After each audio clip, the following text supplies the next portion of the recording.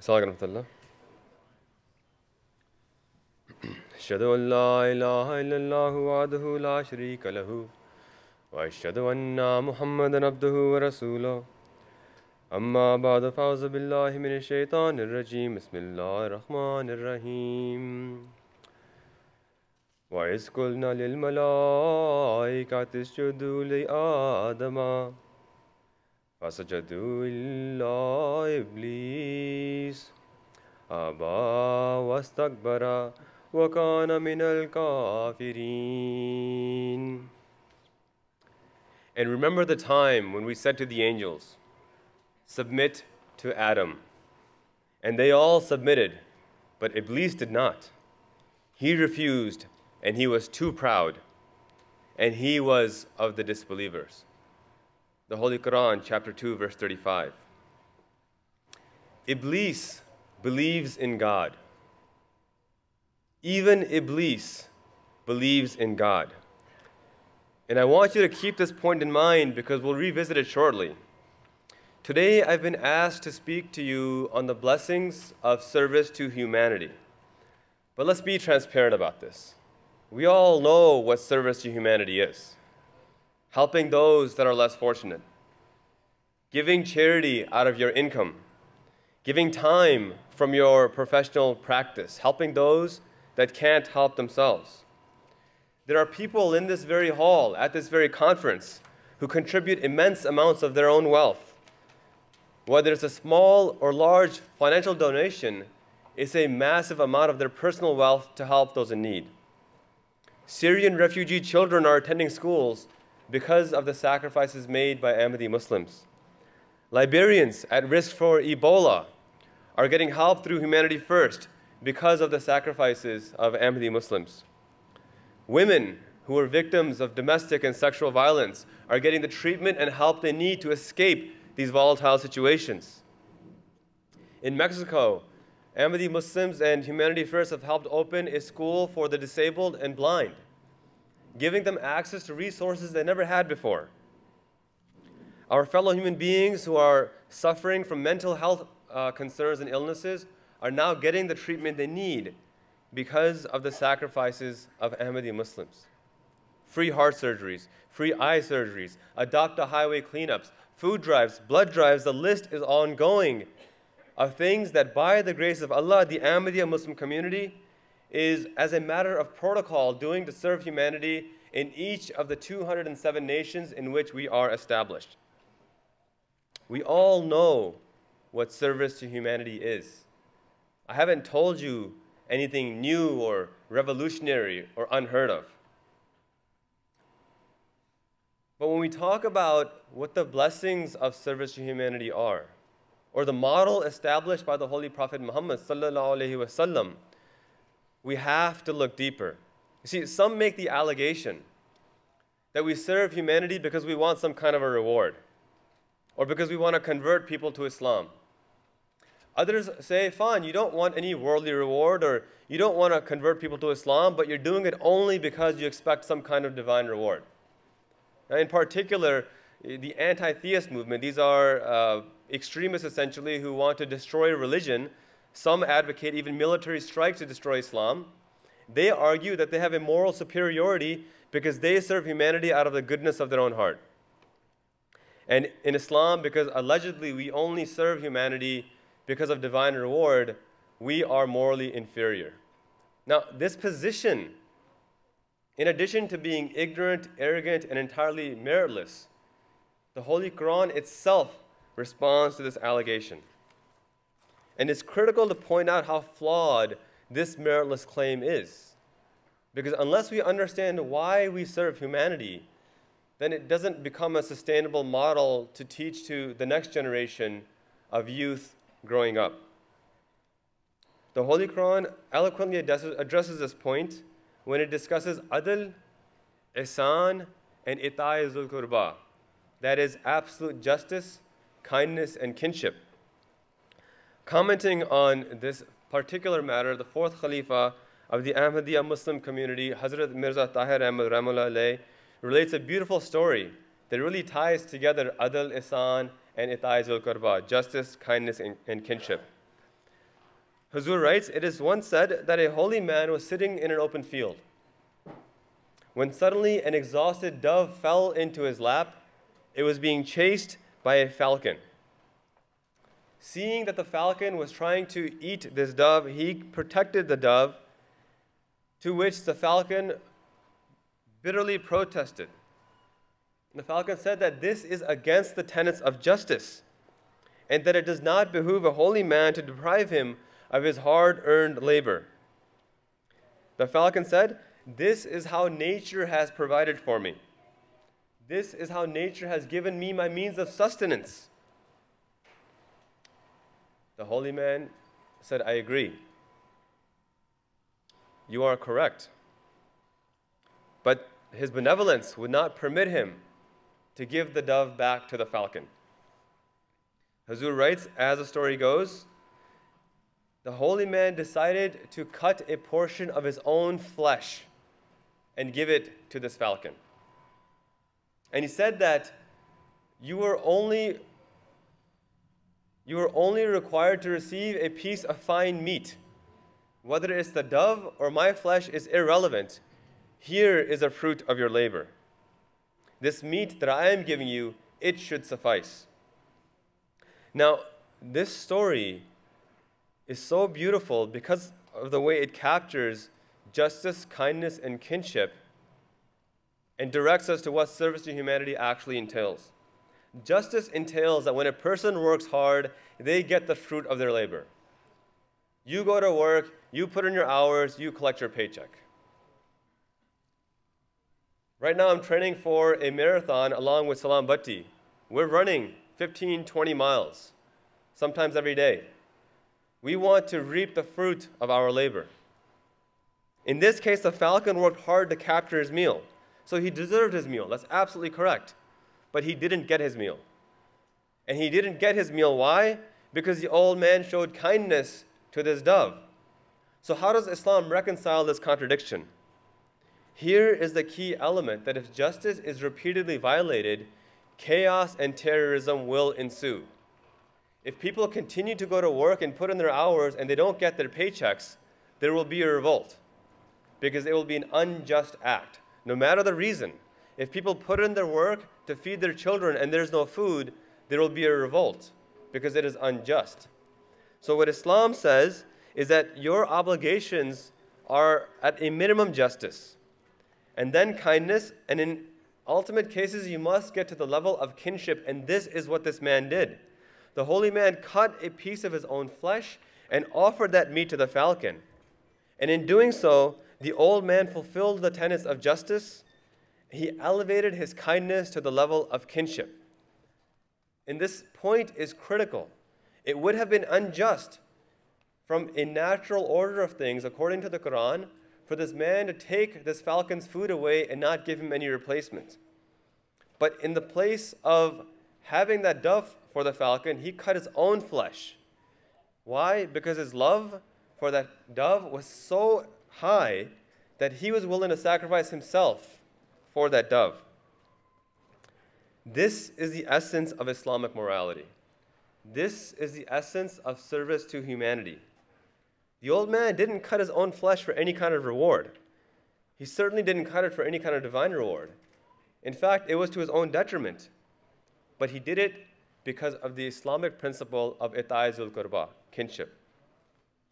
Now, the beauty of Islam is that while these stories are inspiring and they can paint a good picture of what the Islamic teaching is, they pale in comparison to that exemplified reality, that beacon of morality, that light of humanity, the seal of the prophets, the Khatam al-Nabiyyin, the Holy Prophet Muhammad sallallahu alaihi wasallam. Now let's apply what we've learned about justice, kindness, and kinship to the life of the Holy Prophet Muhammad sallallahu alaihi wasallam to truly understand what are the blessings of service to humanity. Now, it's important to paint the full picture here. In studying the life of the Holy Prophet Muhammad sallallahu alaihi wasallam, after he laid claim to prophethood, he and his family and his companions were brutally persecuted for 12 years in Makkah. His companions were tortured and persecuted beyond comprehension. His own family members killed, boycotted, and starved. Justice by today's standards or by any standard would say that we need to fight back and defend ourselves. An eye for an eye. As some presidential candidates have even said, they torture us, so we should torture them as well. But the Prophet Muhammad did none of this. He remained patient. He exercised kindness. But remember, repeated violations of justice result in chaos throughout the entire society.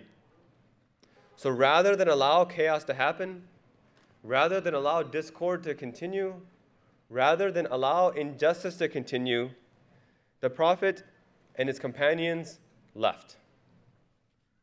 They left Makkah for the sole purpose that they wanted to maintain peace. They left because it was an unjust environment, and even their kindness had gone ignored. And under divine command, the Prophet Muhammad ﷺ left. Now, to continue painting this picture, imagine you've gone through this horrific ordeal for the last dozen years of your life, and you've left your ancestry, your homes, your businesses, everything behind. And now these terrorists who persecuted you for a dozen years have pursued you for the sole purpose of wiping you off the face of the earth. With a small army of 300 soldiers, if you can call them that, the Prophet Muhammad ﷺ set up camp at a place called Badr. They strategically set up camp so that they had access to the water springs around the site of Badr. Hazrat Mirza Bashir Ahmad Radiallahu Anhu relates what happens next. He writes, the Holy Prophet ﷺ was still engaged in arranging his ranks when the army of the Quraysh advanced. They began to mobilize and walk towards the field of battle. Now, this was a time when the Muslims seemed lesser in number than their actual number in the eyes of the disbelievers. And for this reason, the disbelievers continued to advance boldly, without hesitation.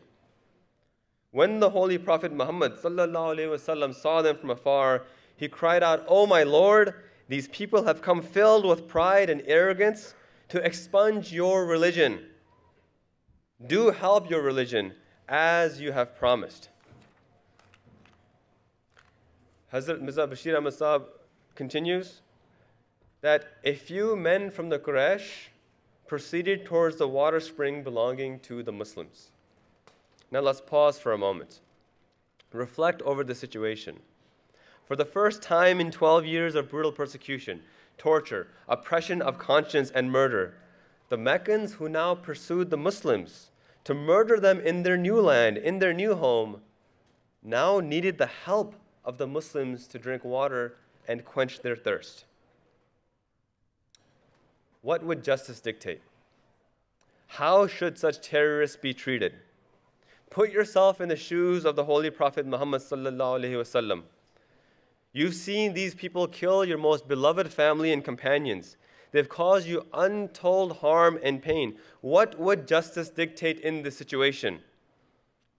Hazrat Mirza Bashir Ahmad Sahib writes that during this time, as they came to the spring, the Quraysh, to drink water, the companions desired to stop them. They protested. But what did the Prophet of Islam do? He forbade his companions. Instead, he ordered that they should be permitted to drink of it, and hence history records that these terrorists who came to kill them, even to them, the Prophet extended his compassion and service to humanity. He allowed them to drink water and return in peace to their army.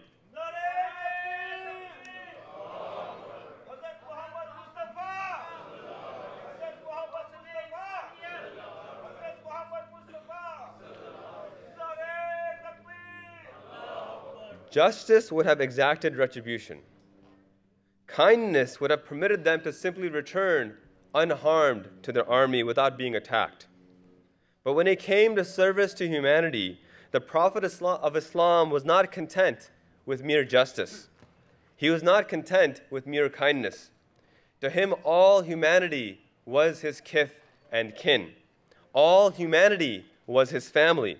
This is why he is called Rahmatul lil Alameen, the mercy for all humanity. The Prophet literally exposed his own flesh to these Meccas and said to them Come, drink to your fill, and then return to your army in peace. So my brothers, I ask you, my sisters, I ask you, what is your proverbial flesh? What is your sacrifice that exposes yourself to truly serve humanity beyond what you've been doing? No such example of this magnitude of service to humanity exists in all human history.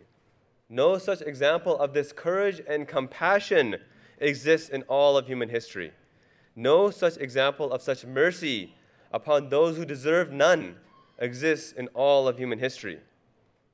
This, my friends, is true service to humanity. When your love for humanity is to the level that you have for your own flesh and blood, for your own parents, for your own children. This is the Islam. This is a service that Islam obliges upon you, that your prophet obliges upon you, that your Messiah obliges upon you, that your Khalifa, Mirza Masroor Ahmad, may Allah strengthen his hands, obliges upon you. Now, many rightly ask, where is this example today? Where is this example of compassion, of Muslims fulfilling the sunnah of the Holy Prophet Muhammad sallallahu alaihi wasallam? Where is that community of Muslims about whom the Quran says, you are the best of people raised for the good of mankind, you enjoin what is good, and you forbid what is evil, and you believe in Allah? Chapter 3, verse 111. My friends, that community of Muslims are Muslims who believe in the Messiah, Mirza Ghulam Ahmad of Qadian. And in following the true Islam model that Prophet Muhammad sallallahu alaihi wasallam established, Ahmadi Muslims wait in patience and in prayer, though we are brutally murdered and persecuted in Pakistan. As the Prophet responded to his persecutors with kinship, even in the battlefield, Ahmadi Muslims respond by opening ongoing hospitals, by giving free health care to those who consider us worthy of death. When the Pakistan earthquake struck the day after the Mong massacre, Ahmadi Muslims and Humanity First were among the first ones on the scene. In fact, even the families of those who had been martyred in Mong gave hundreds of thousands of rupees to help their fellow Pakistanis suffering after the earthquake. When the Pakistan floods of 2010 ravaged the nation in unprecedented devastation, mere months after the Taliban killed 86 Ahmadi Muslims in Lahore, Pakistan's Ahmadiyya Muslim community and Humanity First were among the first on the scene to provide relief and aid to those same people who would sooner see us dead.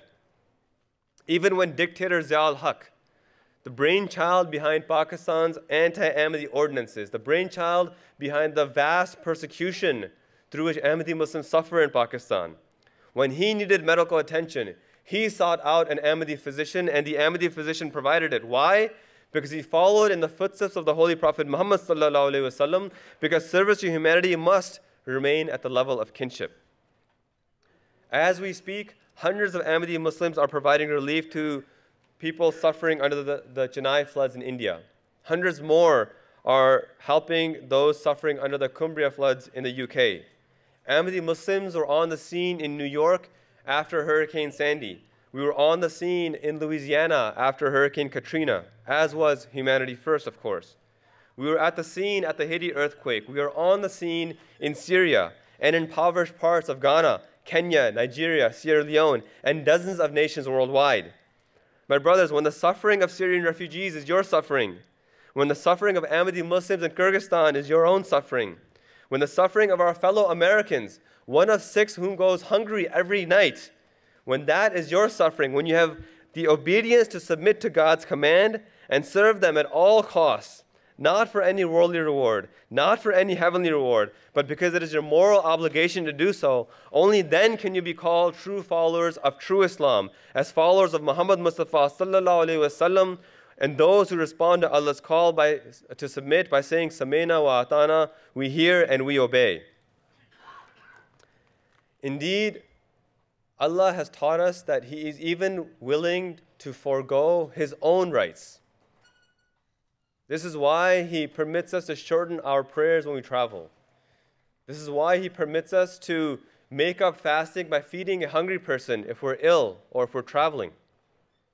But when it comes to the rights of humanity, Allah Ta'ala's obligation upon us is much more strict. As the promised Messiah ﷺ, Mirza Ghulam Ahmad of Qadian writes, those people are in great danger who do not fulfill their obligations towards humanity, no matter how devoutly they fulfill their obligations to God. A person who slacks in fulfilling his duties towards humanity or commits injustice, no matter how eager he is in carrying out God's commandments and is punctual in prayers and fasting and other Sharia commandments, his deeds will be destroyed for not paying attention to his duties towards humanity. This is Malfuzat, volume 10, page 290.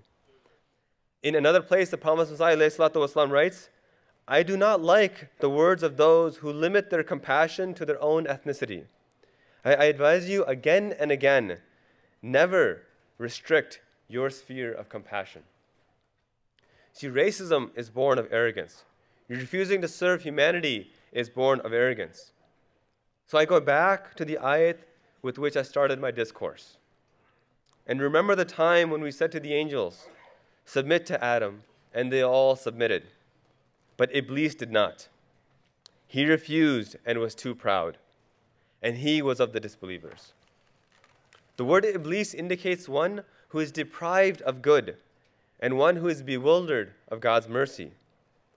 See, Iblis wasn't cast out because he denied God's existence, but because of his arrogance, because of his refusal to serve humanity. Today, the Ahmadiyya Muslim community leads the Muslim world in service to humanity because the true Islam, exemplified by the true Khalifa, His Holiness Mirza Masroor Ahmad, may Allah strengthen his hands.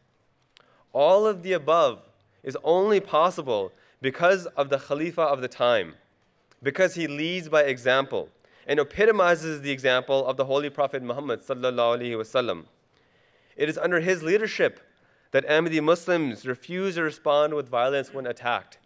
It is under his leadership that Ahmadi Muslims sacrifice life and limb in service to humanity. It is under his leadership that the Ahmadiyya Muslim community is the world's single largest sect in 207 nations, promoting true Islam in service to God and service to humanity. Hazur says, quote, let me make clear that the institution of Khilafat leading the Ahmadiyya community has no interest in power or government. Rest assured that true Khilafat has no worldly or political objectives and gains, and neither is it gifted to those who have lust or greed for it. The sole concern of the Ahmadiyya Khilafat is that the people of the world come to recognize their Creator and bow down before the one God, and secondly, to create the spirit of love and harmony among the people of the world. This Khilafat is always at the forefront of condemning and speaking out against every form of cruelty and injustice that takes place in the world.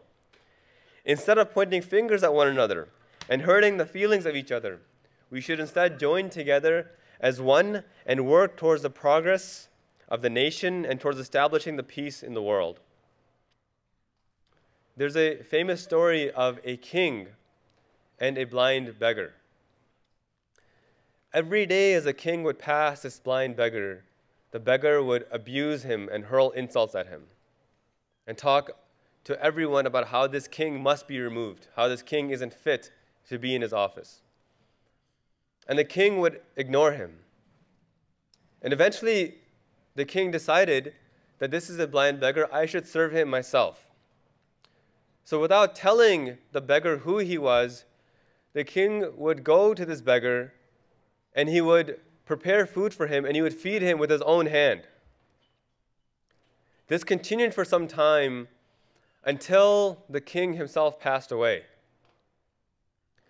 The king's closest companion took up the mantle and went to feed this blind beggar without telling him who he was. And as this king's closest companion put the food in the beggar's mouth, the beggar immediately said, "Who are you?" And the companion said that I am that person who has been feeding you for some time now. And the beggar said, this cannot possibly be true. You are not him. Tell me, who are you? And the companion confessed, the person who is feeding you has passed away. And I'm attempting to pick up his mantle and serving you as best I can. But I don't understand, how did you know that I was not him? And the beggar replied that that man knew that I was incapable of chewing properly. So he would soften the food before he put it in my mouth.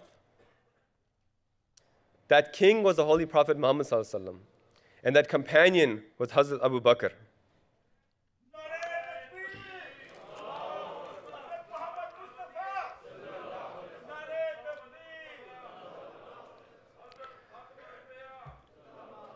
And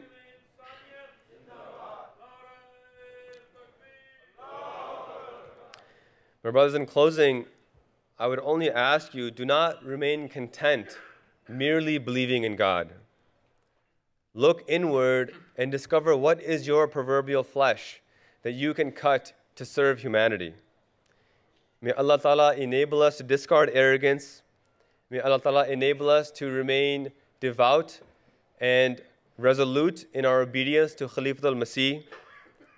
May we reap the blessings of service to humanity that can come not just by engaging in justice and kindness, but in engaging in kinship in service to all humanity. Ameen. Jazakumullah.